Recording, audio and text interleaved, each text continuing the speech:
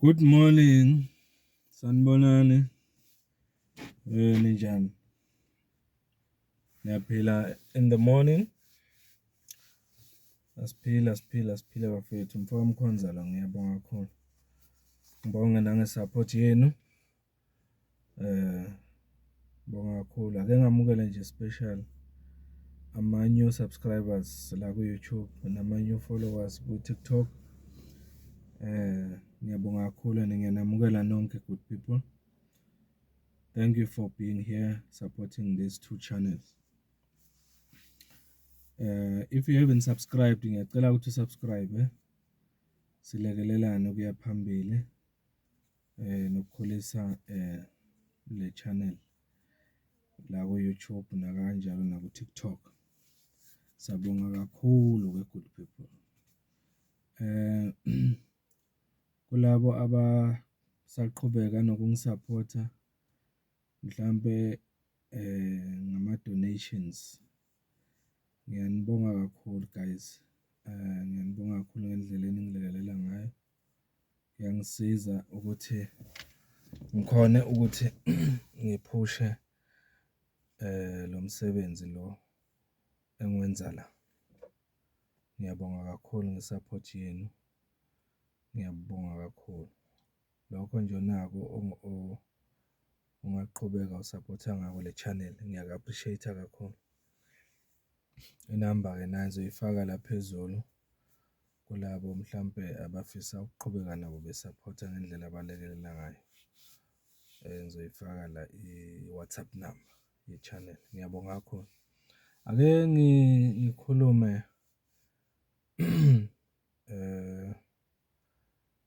about indaba kaCommander Floyd yeMayibuye. Bese ngikhuluma nge-MK Party. Nisakhumbula ukuthi uFloyd Shivambu is still a member of the MK Party, and that has been confirmed by spokesperson we-MK Party uNhlabulo Ndlela kwaze kwakabili kuma interviews awahambile. Eyokuqala ngizothi ubeyenza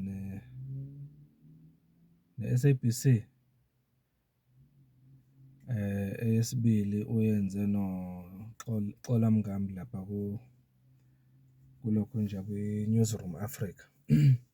Uconfirmile again ukuthi uFloyd Shivambu is still a member of the MK Party, even though we consultative process lapha kwiMayibuye. Mayibuye consultative process, but is still a member of the MK Party. In short, uze washo uNhlabulo Ndlela ukuthi ayikho into wrong ngokuthi uFloyd uxoxa nabantu. Uyababuza ukuthi sikhona yini isidingo sokuqala i-political party entsha. Uthi there's nothing wrong with that. It's not like Floyd has started his own political party, because that would automatically mean ukuthi he's defining himself out of the MK Party, because go against the constitution MK Party ukuthi umuntu aqale noma support any political party kodwa ebezibiza ngemember ye-MK. So ngifuna ukuyiqala lapho le ndaba. Floyd is still a member of the MK Party. Inhloso yokuthi ngenze le video le, ngeke ngenze enye izolo la ngingabeka khona ukuthi nginesifiso sokuthi leadership ye-MK Party kwangathi ngalalela ukuthi abantu bathini lapha phansi, okuyibona abayivotela i-MK Party nalabo abasafisa ukuyivotela ngokuzayo. Uma ke ngibheka iMayibuye kaFloyd njoba aseyimember ye-MK Party, ngicabanga ukuthi i-MK Party isahamba kahle kakhulu uma ingamgxeki uFloyd ngokuthi ubusy nge-consultation ayenzayo nomphakathi nabanye nje abaningi abafisayo ukuthi baxoxe naye ngale ndaba le yokuthi ayifomishe yini iphathi noma cha. I'm glad and happy ngokuthi MK Party ayimgxeki uFloyd ngako konke lokhu. Kodwa kunaloko ithi i-MK Party through uNhlamulo Ndlela njalo ithi i-MK Party iyamonitharisha, is monitoring noma imbhekile uFloyd ukuthi wenzani, is listening to what he's saying. Uyayibona, okusho ukuthi even i-MK Party ngale ndlela ebika ngayo uFloyd nayo in a way i-part of ukulalela okuwukuthi ngathini, i-MK Party is part of the process le yenziwa uFloyd mangayibeka kanjalo, because uma ngabe ithi yona is monitoring noma imbhekile uFloyd, it means ilalele ukuthi uhamba ubhekaphi nalokuxoxa kwakhe nabantu bathini and stuff. So in a way ngibona mina i-MK Party kungayibhenefithisa lokhu noma kuzoyibhenefithisa kakhulu lokhu ukulandela nokumonitharisha uFloyd, because uma imlandela ilalela ngempela ukuthi wenzani ubhekaphi and stuff, izokhona i-MK Party ukubona ukuthi labantu abakhuluma noFloyd noma abaconsulta uFloyd bathini empeleni. Sikhona yini isidingo senye i-political party noma abantu bazothi akuqhutshekwe nayo le MK Party okuwukuthi uFloyd uyimember yayo njengoba ebhizi enza le consultation process. So in short lento le mawungayibheka in a way ibenefitisa yona MK Party because Floyd is still a member of the MK Party.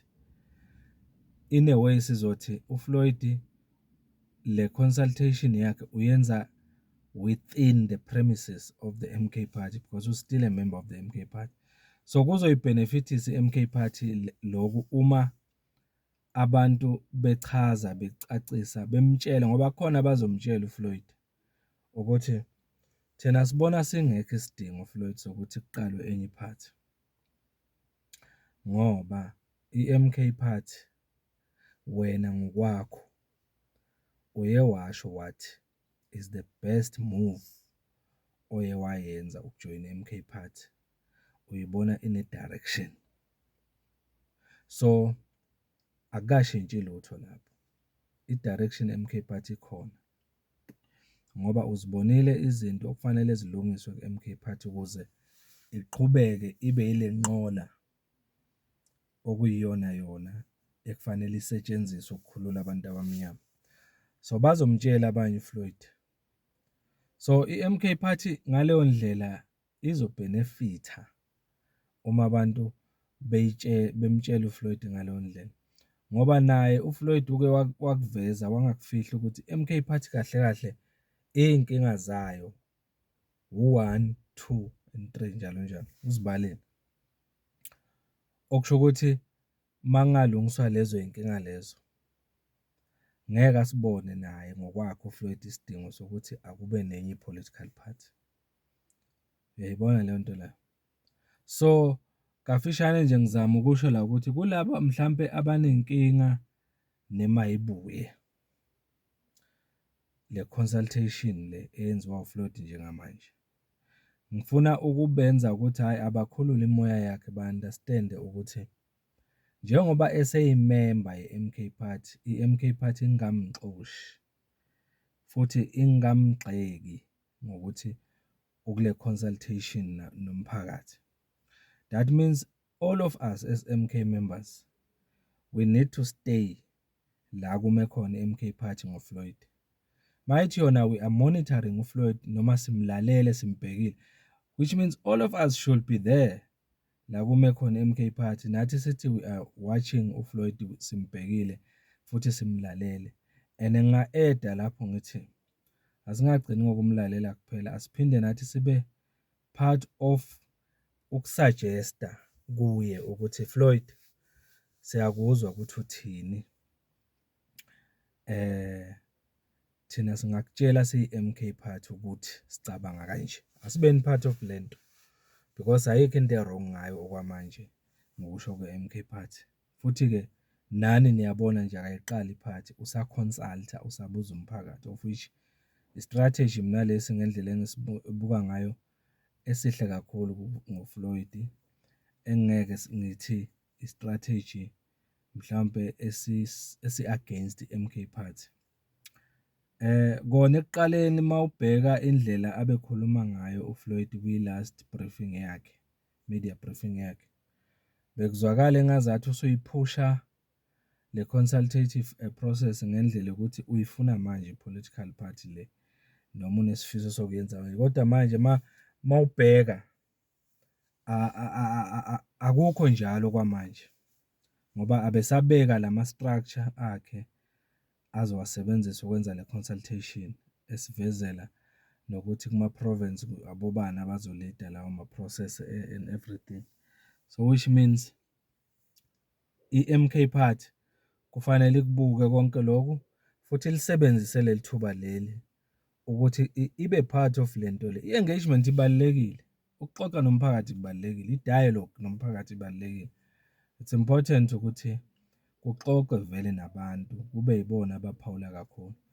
Abantu kufanele ukuthi bavunyelwe bakuveze even abaney'khalo ngako kwi-MK Party le uFloyd ayimemba yayo, ukuthi bamtshele uFloyd ukuthi Floyd, thina asiyiboni isidingo sokuthi kube ne-political party nje, akulungiswe lezi zinto ezila ku-MK Party ezingekho right, ezibonakala zidivide i-party, ezibonakala zenza iningi lethu lingasayithembi njengoba beliyithemba ekuqaleni. Makungalungiswa nje those things, then izinto zingahamba kahle.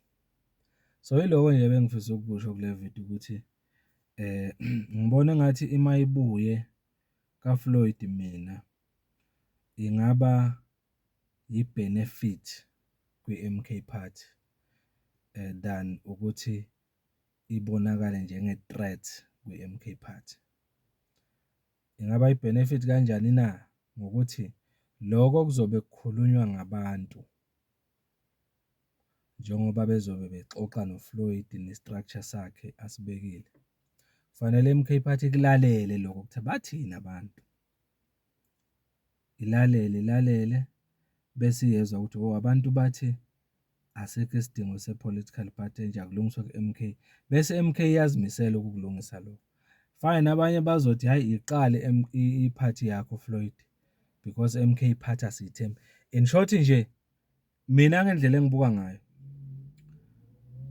i-premise yanoma yini ezoshiwa abantu kulo daba lolu lokuxoxa noFloyd bazopremisa noma bazosusela inkulumo yabo kwi-situation ekhona njengamanje ku-MK Party. Bazothi abantu yiqale Floyd i-political party entsha ngoba ku-MK Party yabo ku-wrong 1, 2 and 3 bazosho. In short, as a member ye-MK Party uFloyd, yonke into abantu abazobe beyisho kuye mainly bazobe beyibeka beyikhuluma based on lapho emi khona yena uFloyd njengoba eyimember ye-MK Party. Short bazothi abanye suka la ume khona, akusindawo e-right leyo ome kuyo kwi-MK Party, ume lapho uqale yakhe iphathi. Bazoba khona bathi no, yima la ukhona Floyd kwi-MK Party kodwa lungisa indawo engaphansi kwakho noma ulungise la ume khona. Uyayibona? So in short lento le izolekelela, izosiza yona i-MK Party ukuthi ikhone uku-engage nomphakathi indirectly through imayibuye. Angazi wena ngibuka kanjani, mina ngibuka kanjalo.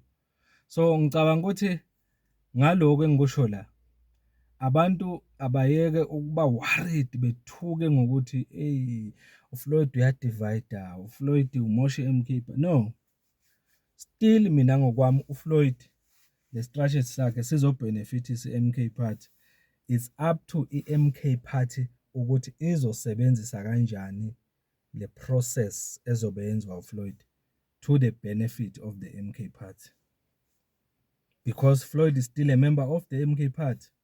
And lapha kule consultative process yakhe kulama structures awabekile, kunabantu abaningi lapha ababekile ababuya kuphi ku-MK Party nabo who haven't resigned futhi ku-MK Party. Bakhona ngibabonile lapha, abanye nje balampumalanga o-Pro nabo Ngobeni bakhona lapha, by part of the process ka-Floyd, and they are still members of the MK Party as far as I know. They haven't resigned. Yingakho ngithi MK Party ayutilize le process ka-Floyd to its own benefit, ilale labantu ukuthi bazobe bethini ku-Floyd ne-structure sakhe, bese ilungisa lokho kufanele kulungiswe, ibe part of labantu abazothi ku-Floyd, hayi ungayiqali enye iphathi, asiqhubeke ne-MK Party, asilungise ne-MK Party kanje nakanje. So ngicela le video lengiyenza la in a way yafana neyayizolo. It's about ukuthi i-leadership ye-MK Party ilalele bese ithatha ama-decision ukuthi ikhulume nomphakathi, uchazele umphakathi, ibe transparent kumphakathi, especially kuma-voters nama-supporters e-MK Party, ukuthi kwenzakalani ku-MK Party, yini enzima ukulungisa izinto ezenza i-MK Party njengamanje ingakhoni ukuya phambili njengoba kubonakala ngathi isamile nje la station, yini eyenza ukuthi ingamuvi. Yilokho nje bengifisa ukusho namhla la bafethu, imayibuye is not a threat to the MK Party, but imayibuye can help i-MK Party ukuthi izwe futhi iqonde ukuthi zithini izikhalo zomphakathi ngayo i-MK Party. Yilokho bengifuna ukusho. Uthini ngalokho engikushoyo? Awuphawule sixoxe. Imayibuye wena uyibheka kanjani uma uqhathanisa ne-MK Party? Ngabe i-threat noma i-benefit ku-MK Party? Mina ngithi i-benefit. Sengikuchazile okuningi la. Ake ngilinde-ke ama-comments wakho, asiyixoxe siye phambili. Niphile bafowethu, nibe nemini enhle namhlanje, ngiyanibonga kakhulu.